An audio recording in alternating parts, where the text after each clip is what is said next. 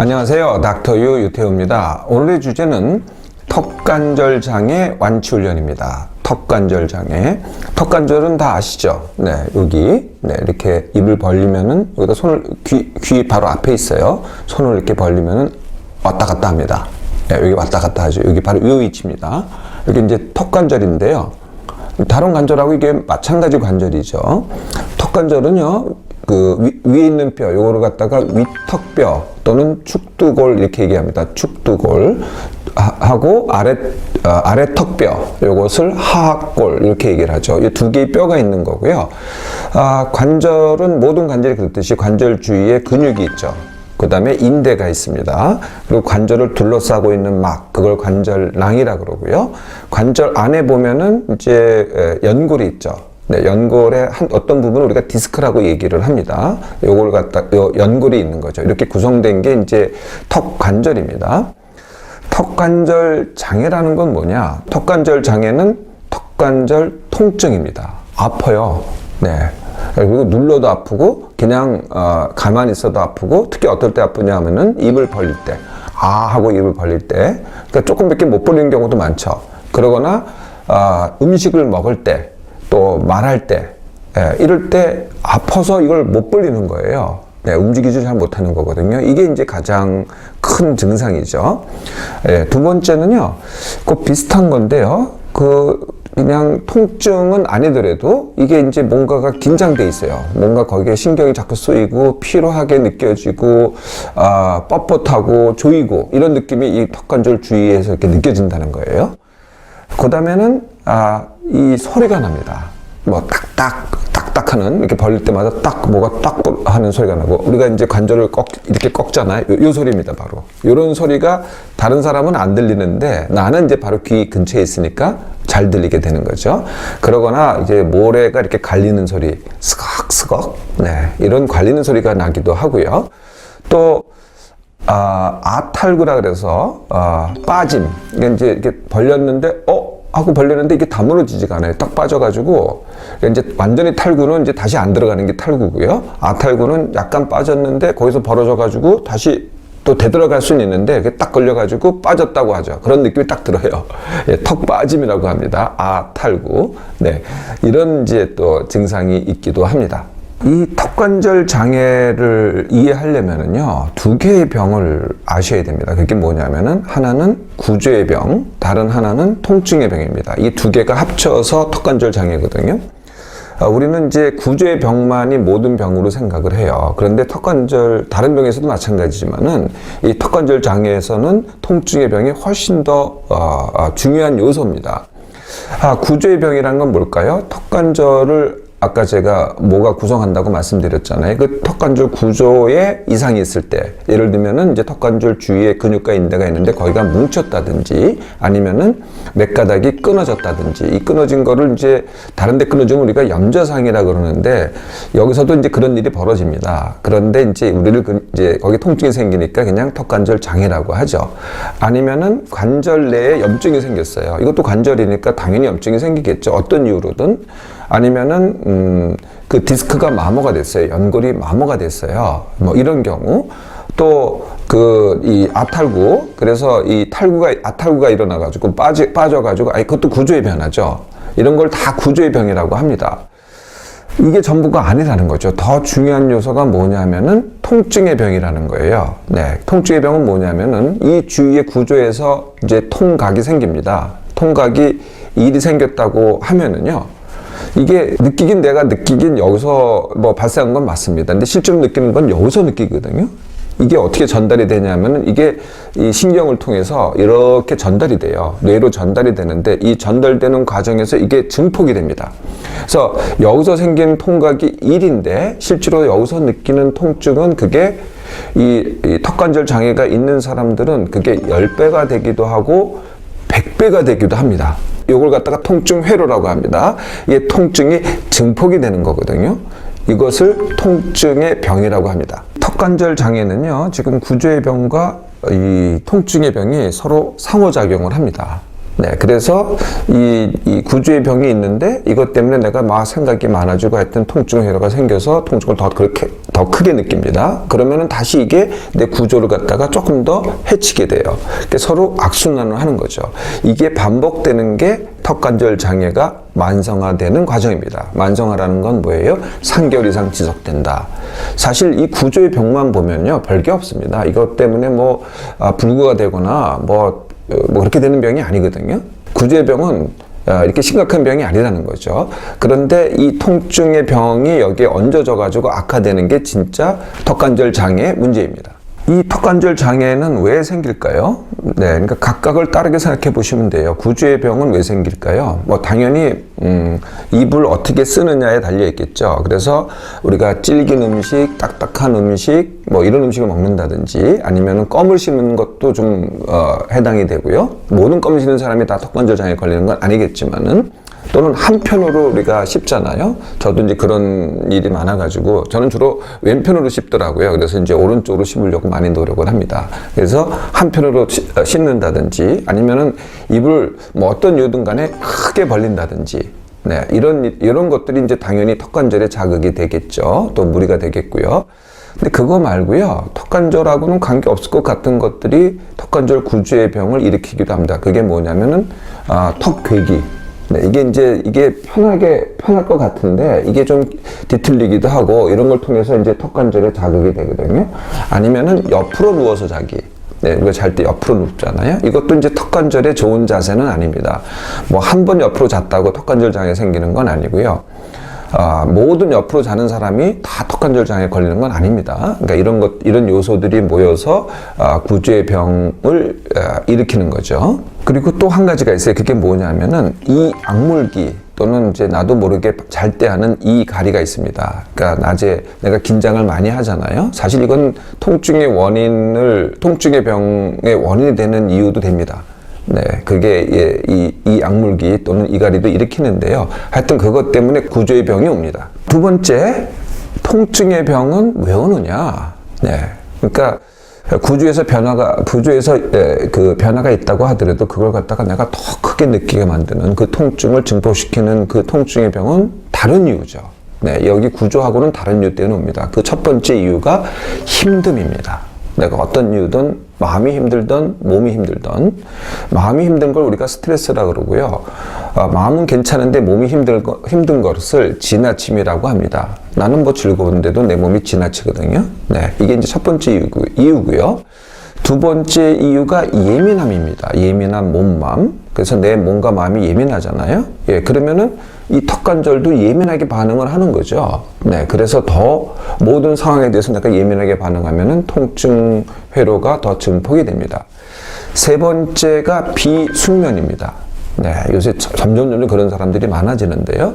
네, 불면증은 더 말할 것도 없고요. 낮에 졸리고 밤에 자주 깨는 사람들, 잠들기 어려운 분들, 이런 분들이 통증의 병이 더 잘 생기는 거죠. 네 번째가 생각 과다입니다. 어떤 이유든 생각이 많아요. 고민도 많고, 네, 그러면 잘 생기고요.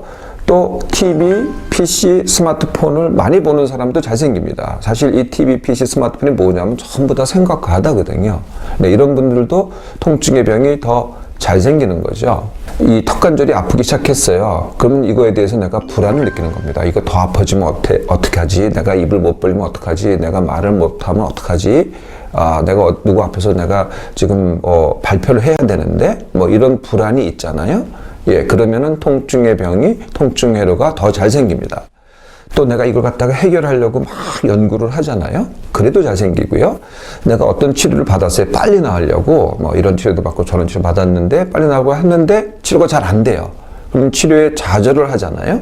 예, 그러면은 또 통증회로가 더 잘 생겨서 이 통증이 더 증폭이 되게 됩니다. 턱관절 장애 고생하시는 분들이 많으신데요. 그래서 이제 여러 과에서 여러 의사님들이 치료를 합니다. 치과 또는 좀 더 분화해서 구강악안면외과, 굉장히 어렵죠. 구강악이라는 게 이제 이 턱입니다. 그리고 안면 외과, 그러니까 수술하는 데죠. 네, 여기는 치과의 한 부분입니다. 두 번째, 한의사. 네, 그래서 한의원 중에서 이 턱관절 장애를 잘 보신다는 분들이 많으세요. 세 번째는 신경외과. 여기서도 또 다르고요. 어떤 경우는 이제 정형외과 이런 데서도 다르기도 합니다. 이비인후과에서도 다르기도 하고요. 이런 의사분들이 어떤 치료를 하냐면은 일단은 통증 치료를 해야 되겠죠. 아프니까. 네, 그래서 아픈 거에 대해서는 뭐 약을 쓰기도 하고 침을 맞게 하기도 하고 주사를 놓기도 하고 또 MTS라는 것도 있어요. 마이크로 니들 세라피. 네, 그래서 이제 미세의 주사 침으로 이걸 치료를 하거든요. 이것도 이제 통증에 도움이 됩니다. 이렇게 해서 이제 통증을 치료하는 게 이제 보편적이고요. 그 다음에 이제 도수 치료라는 게 있어요. 네, 그래서 양의사가 하면은 도수 치료, 손으로 하는 겁니다. 또 한의사가 하면은 추나요법이라 그래요. 그래서 굉장히 이름이 복잡한데요. 전부 다 뭐 여러 가지 이름을 붙이는데 다 통틀어서 하는 거 보면은 손으로 합니다. 네, 그 의사분들이 손으로 하죠. 한의사분들이 손으로 합니다. 그래서 그 이름 붙은 것 중에는 뭐 예를 들면은 경추 교정 아니면은 척추 교정 이런 말을 붙이기도 합니다. 손으로 치료를 해서. 세 번째는 스플린트라고 하는 겁니다. 그러니까 스플린트 또는 구강내 장치 또는 마우스피스 이렇게 얘기를 합니다. 그래서 입 안에다가 어떤 장치를 물고 있게 해요. 네, 그래서 이걸 통해서 통증이 완화되는 거죠. 네, 이게 이제 세 번째 방법이고요. 또 이 근육이 이제 저작근, 그러니까 이게 너무 발달돼 있다. 그러면 보톡스를 넣기도 합니다. 네, 이런 방법도 있고요. 이것도 저것도 안 돼서 고통을 받으시는 분들이 맨 마지막에 수술을 택하기도 합니다. 치과의 한 부분인 구강악 안면외과가 있다 그랬잖아요. 여기서 수술을 합니다. 그래서 수술을 택하기도 하고요. 그런데요, 어떤 방법을 택했다고 하더라도 이게 뭐 하루 이틀 한 달에 끝나는 법이 거의 없습니다. 전부 다 몇 개월 이상, 뭐 심한 분들은 1년, 2년 이렇게 가시기도 하거든요. 그래서요, 제가 그 의사가 해주는 치료 말고 스스로 하는 완치훈련을 제시하고자 합니다. 그 첫째 방법은요, 병을 제대로 알고 완치 원학입니다. 내가 병을 제대로 알고 완치 원학이죠. 네. 이미 말씀드렸지만은 구조의 병, 이 턱관절 자체가 뭐 염증이 있고 뭐가 있다고 하더라도요, 이게 불구가 되거나 뭐 심각한 병으로 진행되거나 그런 법은 별로 없습니다. 거의 없습니다. 네. 그래서 결국은 다시는 통증의 병이거든요. 그래서 이 통증에 대해서 내가 어떻게 할 거냐, 이게 이제 주된 거죠. 통증은 그냥 통증 자체예요. 내가 불구가 되거나 그렇지 않기 때문에 그냥 아파봤자 통증인 거죠. 네, 내가 완치하겠다 이런 마음가짐이 완치훈련의 시작입니다. 그래서 자꾸 뭐 이거를 질병을 연구하고 불안해하고 자꾸 치료법을 쫓아다니고 이런 데 쓰는 그 기력과 시간과 노력을요, 훈련에 써보세요. 네, 훨씬 쉽습니다. 완치훈련이요. 완치훈련이 치료보다 쉽다는 겁니다. 당장 통증이 심하다. 그러면 이것부터 해결해야 되겠죠. 너무 아파 죽겠는데 이거 어떡하냐. 네, 그러면은 이제 통증 완화하기부터 시작하면 됩니다. 이건 다른 근골격계 질환하고 똑같아요. 내가 뭐 관절을 다쳤던 아니면은 뭐 근육과 인대가 삐었던 다 어떻게 해요? 네, 고정을 합니다. 더 다치지 않게. 네, 그렇게 하는 거거든요. 그런데 이게 조금 애매하죠. 네, 다른 데는 그냥 고정해서 기부스하고 이렇게 다니면 되는데 이 턱을 기부스할 수는 없잖아요. 우리가 음식을 먹어야죠. 뭐 말을 해야죠. 이게 조금 애매하긴 한데요. 그래도 못할 건 하나도 없다는 거예요. 네, 그래서 이 턱관절을 안정시키고 보호해야 됩니다.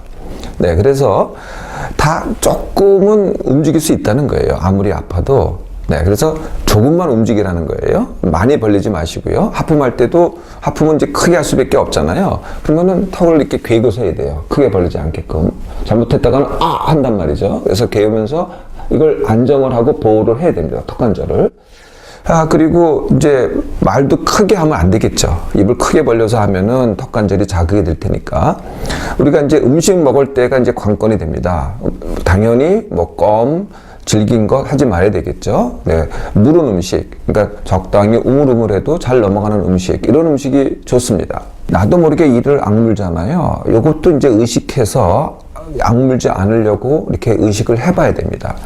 이 정도만 해도요, 통증이 완화된다는 거죠. 구조의 병은 다 그래요. 그러니까 근골격계의 병은 안정만 하면은요, 이 통증이 가라앉게 돼 있어요.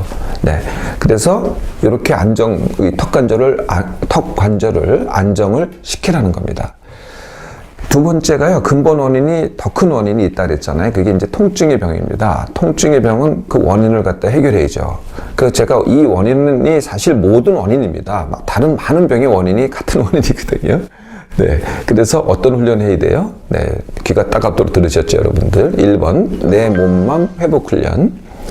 같은 시간에 일어나기, 같은 시간에 밥 먹기, 그리고 하루에 뭐가 됐든, 일이 됐든, 운동이 됐든, 놀기가 됐든, 모임이 됐든, 10%의 기력을 남기기. 이게 이제 내 몸만 회복 훈련입니다. 숙면 훈련입니다. 네, 숙면은 이제 같은 시간에 일어나기를 하고요. 그 다음에 내가 생각으로 안 자겠다를 하면은요, 한 번에 깨지 않고 잡니다. 근데 이걸 잘하려면은 낮에 쉬어둬야 돼요. 네, 쉬면서 낮에 안 졸기를 해야 되거든요. 낮에 안 졸고 밤에는 안 자겠다. 졸리면 누울 수 있는 시간을 정한 다음에 안 자겠다 하면은 바로 낮에는 충분히 쉬고 밤에는 숙면을 하는, 한 번만 숙면을 하는 숙면 훈련이 됩니다. 세 번째가 예민한 몸맘을 둔감하게 만드는 둔감 훈련. 네 번째가 생각과다를 줄이는 생각 중지 훈련.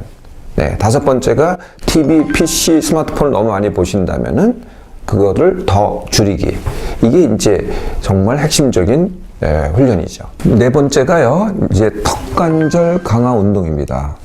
우리가 무릎이 아프면은 무릎 관절 강화 운동 하잖아요. 허리가 아프면은 허리 관절 강화 운동 하잖아요. 목이 아프면은 뒷목 강화 운동을 합니다. 똑같은 원리죠. 그래서 관절 강화 운동을 하는 겁니다. 턱관절 강화 운동은요, 시범을 좀 보여드리겠습니다. 먼저 준비해야 될 게 나무 막대입니다. 저희는 이제 병원에 이게 서랍자라는 게 있어서 이걸 갖다가 이렇게 여러 개를 했거든요. 근데 집에서 이런 모양의 것을 준비하시면 됩니다. 정 없으시면은요, 연필도 괜찮은데요. 연필이 이제 조금 굵은 연필이 있을 거예요. 그런 거 하나 준비하셔도 똑같습니다. 그래서 하여튼 이런 정도의 막대를 준비하셔가지고 입으로 무는 거거든요. 그런데 어금니로 물어야 됩니다. 이제 시범을 보이겠습니다. 자, 어금니로 한번 물어봐 주실래요? 입 안에다 물어야 돼요. 오케이, 그렇게 해요. 네.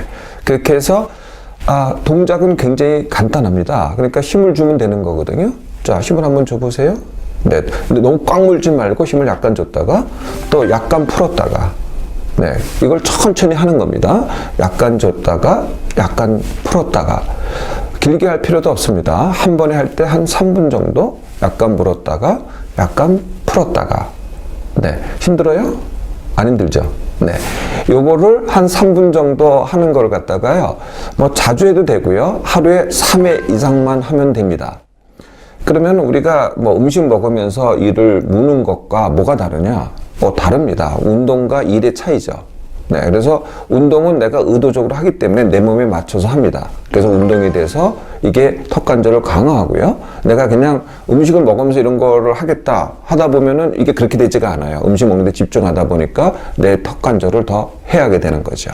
자, 그 다음에 이제 여기까지 끝났잖아요. 예, 그러면은 이제 정상으로 돌아가야 되겠죠. 그 정상이 뭐예요? 네. 음식을 갖다가 자유롭게 먹기. 그리고 내가 입을 자유롭게 벌리기. 이걸 이제 또 해야 됩니다. 그런데 여지껏은 내가 조심조심 했잖아요. 그런데 이러한 이제 새로운 정상으로 돌아가는 입의 움직임, 즉 관절의 움직임입니다. 이것도 이제 차근차근 해야 되겠죠. 그것을 밀고 당기기라고 합니다. 밀당.